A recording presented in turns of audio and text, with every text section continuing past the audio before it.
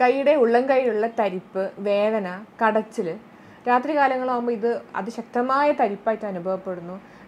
പകലൊക്കെ എന്തെങ്കിലും ജോലി ചെയ്യുമ്പോൾ അത് വല്ലാണ്ട് കൂടുന്നു. ഇത്തരത്തിലുള്ള ലക്ഷണങ്ങളോടുകൂടിയ ഒരു അസുഖമാണ് ഞാൻ ഇന്ന് പറയാൻ പോകുന്നത്. ഞാൻ doctor Najwa, consultant pain physician, cortex spine and pain care, Ernakulam.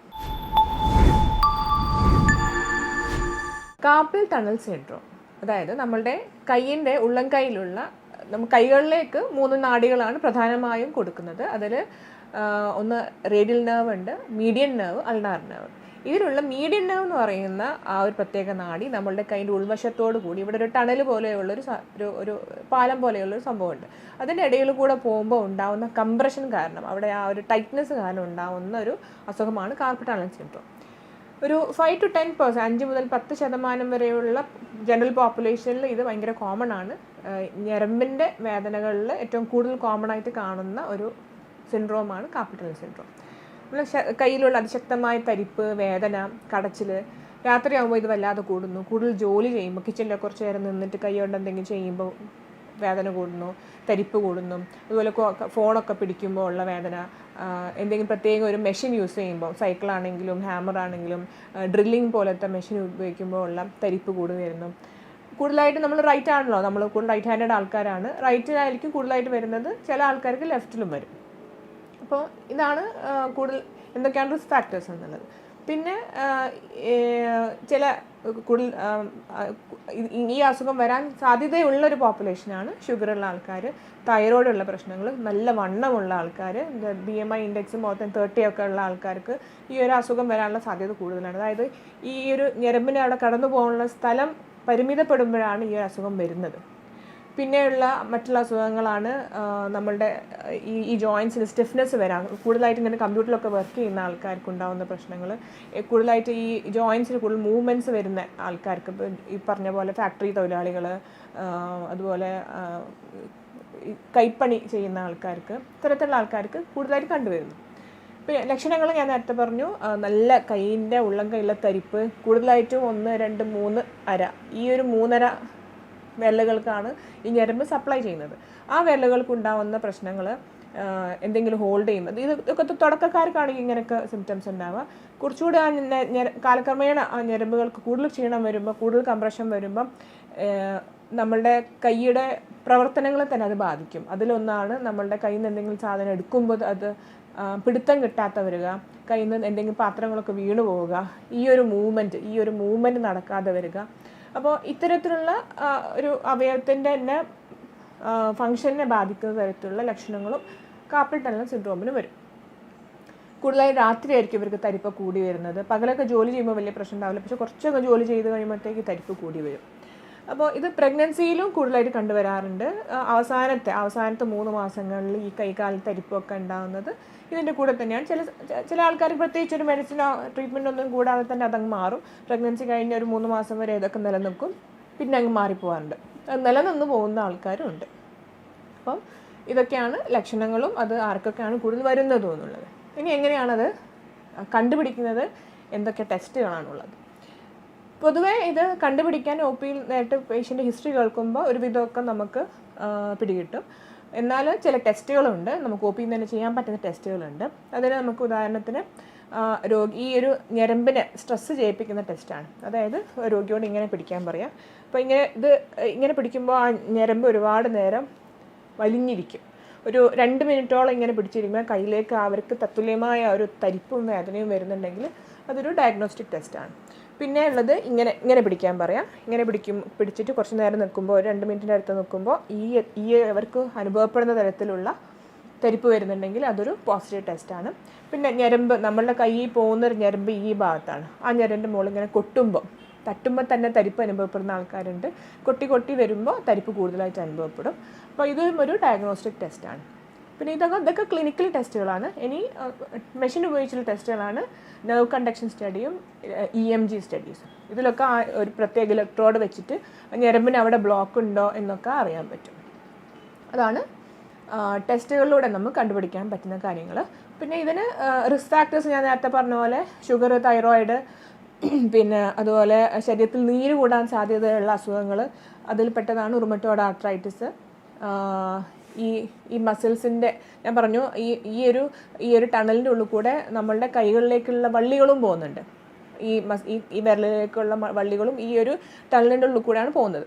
അപ്പോൾ ആ വള്ളികൾക്ക് എന്തെങ്കിലും നീർക്കെട്ട് സംഭവിക്കുക, ടീനോസൈനോവൈറ്റിസ് പോലത്തെ അസുഖങ്ങൾ വരിക, റുമറ്റോയ്ഡ് ആർത്രൈറ്റിസ്, അമൈലോയിഡോസിസ്, അതുപോലത്തെ ഒരു നീർക്കെട്ട് ഉണ്ടാവുന്ന അസുഖങ്ങൾ എന്തെങ്കിലും ഈ പേഷ്യൻറ്റിന് ഉണ്ടോ എന്നുള്ളത് നമ്മൾ ബ്ലഡ് ടെസ്റ്റിലൂടെ വേണം കണ്ടുപിടിക്കാൻ. അപ്പോൾ ഇത്തരത്തിലുള്ള റിസ്ക് ഫാക്ടേഴ്സ് ഉണ്ടോ ഇല്ലയോ എന്നുള്ളത് കണ്ടുപിടിച്ചിട്ട് നമുക്ക് അതിൻ്റെ കൂടെ തന്നെ ഈ ട്രീറ്റ്മെൻറ്റ് കൂടെ മുന്നോട്ട് പോകണം. പിന്നെ ഈ കൈക്കുണ്ടാവുന്ന പരിക്കുകൾ, കോളിസ് ഫ്രാക്ചർ വന്ന ആൾക്കാർക്ക് അത് ചിലപ്പോൾ എല്ലൊക്കെ കൂടിയിട്ടുണ്ടാവും, പക്ഷേ ആ ഒരു ഞരമ്പിന് ചിലപ്പോൾ ക്ഷീണം പറ്റിയിട്ടുണ്ടാകും. അങ്ങനത്തെ ഉള്ള ആൾക്കാർ ഇതുപോലെ പ്രസൻറ്റ് ചെയ്യും. പിന്നെ ആ ഭാഗത്തുണ്ടാവുന്ന എന്തെങ്കിലും പരിക്കുകൾ തൊലി കൂടിയതിന് ശേഷം ചിലപ്പം നെർവിന് എന്തെങ്കിലും ഇഞ്ചുറി വരുന്നതായിരിക്കാം. അപ്പോൾ ഒരുപാട് കാരണങ്ങൾ ഇതിനുണ്ട്. ഇനി ലക്ഷണങ്ങൾ കഴിഞ്ഞു, നമ്മളെ ടെസ്റ്റുകൾ കഴിഞ്ഞു. ഇനി എന്തൊക്കെയാണ് ട്രീറ്റ്മെൻറ്റിൽ പൊതുവെ വരുന്നത്, തുടക്കത്തിൽ നമുക്ക് മെഡിസിൻസും അതിൻ്റെ ആ സ്ട്രെച്ചിങ് എക്സസൈസും കാര്യങ്ങളാണ് ചെയ്തു കൊടുക്കേണ്ടത്. പിന്നെ റിസ്ക് ഫാക്ടേഴ്സ് ഒഴിവാക്കുക, അതായത് ഷുഗർ നല്ല കൺട്രോളിൽ കൊണ്ടുവരിക, തൈറോയിഡിന് അസുഖത്തിന് ചികിത്സ നേടുക, റുമറ്റോയ്ഡ് ആർത്രൈറ്റിസ് ആണെങ്കിൽ അതിൻ്റെ സ്പെഷ്യലിസ്റ്റിനെ കണ്ടിട്ട് അതിൻ്റെ ട്രീറ്റ്മെൻറ്റ് എടുക്കുക, തടി കൂടുതലുള്ള ആൾക്കാരാണെങ്കിൽ അത് തടി കുറക്കുക. പിന്നെ ഒഴിവാക്കേണ്ട സാധനങ്ങൾ ഒഴിവാക്കുക തന്നെ വേണം. പുകവലി, മദ്യപാനം തുടങ്ങിയ അസുഖങ്ങളും ഇതിന് കോൺട്രിബ്യൂട്ട് ചെയ്യും. അപ്പോൾ അത് തീർത്തും നമ്മൾ ഒഴിവാക്കുക തന്നെ വേണം. ഇത്തരത്തിൽ റിസ്ക് ഫാക്ടേഴ്സ് നമ്മൾ അവോയ്ഡ് ചെയ്യാം. പിന്നെ വരുന്നതാണ് രാത്രി കാലങ്ങളിലാണ്. ഞാൻ പറഞ്ഞു, രാത്രി കാലങ്ങളാണ് രോഗി കൂടുതൽ ബുദ്ധിമുട്ട് അനുഭവപ്പെടുന്നത്. അപ്പോൾ രാത്രി നമുക്ക് ഇടാൻ പറ്റുന്നൊരു സ്പ്ലിൻ്റ് ഉണ്ട്. കൈ ഇങ്ങനെ ഒരുപാട് നേരം വളഞ്ഞ് കുത്തി പോകുമ്പോഴാണ് സിംറ്റംസ് കൂടുന്നത്. അപ്പോൾ കൈ സ്ട്രെയിറ്റ് ആയിട്ട് വെക്കാം, അതിന് പറ്റുന്നൊരു സ്പ്ലിൻ്റ് ഉണ്ട്. അത് രാത്രി കാലങ്ങളിൽ യൂസ് ചെയ്യാൻ പറ്റും. പിന്നെ കമ്പ്യൂട്ടറൊക്കെ യൂസ് ചെയ്യുന്ന ആൾക്കാരാണെങ്കിൽ പരമാവധി നമ്മൾ മൗസ് പാഡിൻ്റെ കൂടെ ഉണ്ടാകുന്ന ഒരു കുഷൻ ടൈപ്പ് സാധനമുണ്ട്, അപ്പോൾ അത് ഉപയോഗിക്കുക. അങ്ങനെ ആകുമ്പോൾ ഈ ഒരു ഭാഗത്തുള്ള ഒരു ഹാർഡ് സർഫേസ് നമ്മൾ മീറ്റ് ചെയ്യുമ്പോൾ ഉണ്ടാകുന്ന ബുദ്ധിമുട്ടുകൾ മാറിക്കിട്ടും. പിന്നെ ഷുഗറുള്ള ആൾക്കാർക്ക് ഒരു പോളിന്യൂറോപ്പതി പോലെ എല്ലാ ഞരമ്പുകളെയും ബാധിക്കുന്നത് പോലെ തന്നെ ഇതിനെ മാത്രമായിട്ടും ബാധിക്കും. അപ്പോൾ ഷുഗർ കൺട്രോൾ വരുത്തുന്ന കൂട്ടത്തിൽ ഇതും കൂടെ ചെയ്യുമ്പോൾ അതിനൊരു ആശ്വാസം ലഭിക്കും. അപ്പോൾ കൺസർവേറ്റീവ് മെഷേഴ്സിൽ മെഡിസിൻസും എക്സസൈസും റിസ്ക് ഫാക്ടർ അവോയ്ഡ് ചെയ്യാം. പിന്നെ വരുന്നതാണ് ഫിസിയോതെറാപ്പിയിൽ ഒരുപാട് മൊഡാലിറ്റീസ് ഉണ്ട്. നമ്മുടെ കുറച്ച് കാലം കഴിയുമ്പോൾ ഈ ഞരമ്പിന് ഒരുപാട് ക്ഷതം വരുമ്പോൾ ഈ മസിൽസിനൊക്കെ ഒരു വണ്ണം കുറഞ്ഞു വരും, ഒരു പരപ്പ് സംഭവിക്കും. അപ്പോൾ ഈ മസിലിൻ്റെ സ്ട്രെങ്ത്ത് കൂട്ടേണ്ട എക്സസൈസ് കാര്യങ്ങളും ചെയ്യണം. അതുപോലെ ഈ ഒരു കൈവെള്ളയിൽ മുഴുവൻ മസിൽസിൻ്റെ സ്ട്രെങ്ത്ത് കൂട്ടേണ്ട എക്സസൈസും ചെയ്യണം. അപ്പോൾ ഫിസിയോതെറാപ്പിയിലൂടെ നമുക്ക് ഒരുപാട് ആശ്വാസം കിട്ടും. പിന്നെ വരുന്നതാണ് ഇഞ്ചക്ഷൻ രൂപത്തിലുള്ള ട്രീറ്റ്മെൻറ്റ്. അതിൽപ്പെട്ട ഒരു ട്രീറ്റ്മെൻറ്റാണ് ഒന്ന് സ്റ്റീറോയിഡ് ഇഞ്ചക്ഷൻ. ആ സ്റ്റീറോയിഡ് ഇഞ്ചക്ഷൻ ചെയ്യുമ്പോൾ നമ്മൾ കൈയിൻ്റെ ഈ ഒരു ഞരമ്പിൻ്റെ നീർക്കെട്ട് കുറഞ്ഞു കിട്ടും. അത് പണ്ട് കാലങ്ങളിലൊക്കെ ബ്ലൈൻഡായിട്ട് ചെയ്ത്, അതായത് പ്രത്യേകിച്ച് സ്കാനിങ് ഒന്നും കൂടാതെ തന്നെ ചെയ്തുകൊണ്ടിരുന്ന സംഭവമാണ്. നമുക്കിപ്പോൾ എല്ലാം അഡ്വാൻസ്ഡായി. അതിൻ്റെ കൂട്ടത്തിൽ വരുന്നതാണ് അൾട്രാസൗണ്ടിൻ്റെ സഹായത്തോടു കൂടി ചെയ്യുന്ന ഹൈഡ്രോ ഡിസെക്ഷൻ. അതായത് നമ്മളുടെ ആ ഞരമ്പിൻ്റെ ചുറ്റുമുള്ള ആ ബ്ലോക്ക് സ്കാനിങ്ങിൻ്റെ സഹായത്തോടു കൂടി അവിടെ ഒരു വലിയൊരു വോളിയം മരുന്ന് നമുക്ക് ഒരു ഞരമ്പിന് ചുറ്റും ഇഞ്ചക്ഷൻ രൂപത്തിൽ കൊടുത്തിട്ട് ആ ബ്ലോക്ക് ഒഴിവാക്കാൻ പറ്റും. എന്നിട്ട് ആ കാർപ്പൽ ടണൽ എന്ന് പറയുന്ന ആ ടണലിനെ ചെറുതായിട്ട് നീഡിൽ വഴി തന്നെ ചെറിയ പ്രിക്ക് കൊടുത്തിട്ട് അത് അലിയിപ്പിച്ച് കളയാനും പറ്റും. ഇതിനാണ് കാർപ്പൽ ടണൽ ഹൈഡ്രോ ഡിസെക്ഷൻ എന്ന് പറയുന്നത്. ഇതിലൂടെ നമുക്ക് രോഗിയുടെ ഒരു സിവിയറിറ്റി സ്കോർ അനുസരിച്ച് നോക്കുകയാണെങ്കിൽ ഒരു മൈൽഡ് ടു മോഡറേറ്റ് വരെയുള്ള പേഷ്യൻസ് ഈ തരത്തിലുള്ള സർജറി കൂടാതെയുള്ള ട്രീറ്റ്മെൻറ്റ് ഓപ്ഷൻസാണ് ഏറ്റവും നല്ലത്. ഇനി ഇതിലും സിവിയറായിട്ട് വരുന്ന, അതായത് ഞരമ്പ് വല്ലാതെ കംപ്രഷൻ വന്നിട്ട് അതിൻ്റെ മസിൽസിനൊക്കെ ബാധിച്ചിട്ടുണ്ടെങ്കിൽ സർജറിയാണ് ഏറ്റവും നല്ലത്. അതും ഇഞ്ചക്ഷൻ രൂപത്തിൽ ട്രീറ്റ്മെൻറ്റ് കഴിഞ്ഞിട്ട് റിലീഫ് ഇല്ലെങ്കിൽ മാത്രം സർജറിയിലോട്ട് പോയാൽ മതി. അപ്പോൾ അതിൽ ഈ ഒരു ടണൽ അവിടെ റിലീസ് ചെയ്ത് കൊടുക്കുകയാണ്. അത് 2 ടൈപ്പ് ഓഫ് സർജറി ഉണ്ട്. ഒന്ന് എൻഡോസ്കോപ്പിക് സർജറി ഉണ്ട്, ഒന്ന് ഓപ്പൺ റിലീസും ഉണ്ട്. അപ്പോൾ അത് ഏത് തരത്തിലാണെന്നുള്ള സർജൻ തീരുമാനിക്കും. അപ്പോൾ ഇതൊക്കെയാണ് കാർപ്പൽ ടണൽ സിൻഡ്രോം എന്ന അസുഖത്തിൻ്റെ ട്രീറ്റ്മെൻറ്റ് ഓപ്ഷൻസ് വരുന്നത്. പക്ഷേ വേറൊരു കാര്യം എന്ന് വെച്ചാൽ നമ്മൾ ഈ കാർപ്പൽ ടണൽ തന്നെയാണോ അല്ലയോ എന്നുള്ളത് ഉറപ്പ് വരുത്തേണ്ടത് ഒരു ബാധ്യതയാണ്. അതായത് ഇതുപോലെ കൈക്ക് തരിപ്പും കടച്ചിലും ഒക്കെ വരുന്ന മറ്റ് അസുഖങ്ങളും ഉണ്ട്.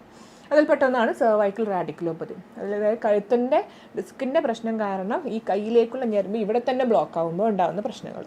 അപ്പോൾ അത് കൂടുതലായിട്ട് C6, C7 പോലത്തെ ഡിസ്കിൻ്റെ സൈഡിൽ നിന്ന് കൂടെ വരുന്ന നെർവ്സിന് ഡാമേജ് വരുമ്പോൾ അല്ലെങ്കിൽ നീർക്കെട്ട് വരുമ്പോൾ ഉണ്ടാകുന്ന സിംറ്റംസ് ആയിരിക്കും. അവർക്ക് കൂടുതലും പ്രശ്നങ്ങളുണ്ടാവാം കൈ താഴ്ത്തിയിടുമ്പോഴായിരിക്കും. കഴുത്ത് വേദന ഉണ്ടാവും അവർക്ക്, മാത്രമല്ല കൈ പൊക്കി വെക്കുമ്പോൾ അവർക്ക് സമാധാനം ഉണ്ടാവും, കൈ താത്തിയിടുമ്പോഴേക്കും കൂടുതൽ പ്രശ്നങ്ങളുണ്ടാവാം. പിന്നെ അതിശക്തമായ വേദന കഴുത്തുനിന്നും വരും, കയ്യിലേക്ക് റേഡിയേറ്റിംഗ് പെയിനും വരും. അപ്പോൾ ഒരു ഡിഫറൻഷ്യൽ ഡയഗ്നോസിസ് അതാണ്. പിന്നെയുള്ള പ്രശ്നങ്ങൾ ഈ മീഡിയൻ നെർവ്, അതായത് ഈ നെർവ് കംപ്രഷൻ ഇവിടെ മാത്രമല്ല, ഇവിടെയും വരും, കഴുത്തിൻ്റെ ഈ ഷോൾഡറിൻ്റെ അവിടെ ആ ഭാഗത്തും വരാം. അപ്പോൾ അവിടെ എവിടെയും കംപ്രഷൻ ഉണ്ടെങ്കിൽ വരും. പിന്നെ ബ്രെയിൻ സ്റ്റെമ്മിൽ എന്തെങ്കിലും പ്രശ്നങ്ങൾ, തലച്ചോറിൻ്റെ ഉള്ളിൽ എന്തെങ്കിലും പ്രശ്നങ്ങളുണ്ടെങ്കിൽ ആ ഞരമ്പ് വഴിയുള്ള വേദനകൾ അതും വരും. അപ്പോൾ കൃത്യമായ ഒരു ഡയഗ്നോസിസിൻ്റെ മുകളിൽ വർക്കപ്പ് ചെയ്തിട്ട് വേണം നമുക്ക് ട്രീറ്റ്മെൻറ്റ് ഓപ്ഷൻസ് തീരുമാനിക്കാൻ. തുടക്കത്തിൽ തന്നെ ചികിത്സിച്ചാൽ ഏറ്റവും കൂടുതൽ റിസൾട്ട് ഉള്ളൊരു ട്രീറ്റ്മെൻറ്റ്, തുടക്കത്തിൽ തന്നെ ചികിത്സിച്ചാൽ ഏറ്റവും കൂടുതൽ റിസൾട്ട് ഉള്ള ഒരു അസുഖം കൂടിയാണ് കാർപ്പൽ ടണൽ. ഏറ്റവും കൂടുതൽ ആൾക്കാരിൽ കണ്ടുവരുന്നതും കൂടിയാണ്. ഈ ഒരു ഇതിങ്ങനെ നമ്മൾ ട്രീറ്റ് ചെയ്യാതെ ഇരിക്കുമ്പോൾ ഉള്ള ബുദ്ധിമുട്ടുകൾ എന്തൊക്കെയാണെന്ന് വെച്ചാൽ, ഈ ഒരു കോശം, ഈ ഒരു മസിൽ വല്ലാതെ ക്ഷയിച്ചു പോവുകയും നമുക്ക് കൈകൊണ്ട് ചെയ്യേണ്ട ജോലികൾ ചെയ്യാൻ പറ്റാതെയും കയ്യിലെ മസിൽസിൻ്റെ സ്ട്രെങ്ത് കുറഞ്ഞു പോവുകയും നാടി പെർമനൻ്റായിട്ടത് ശോഷിച്ചു പോവുകയും ചെയ്യുന്നു. Thank you.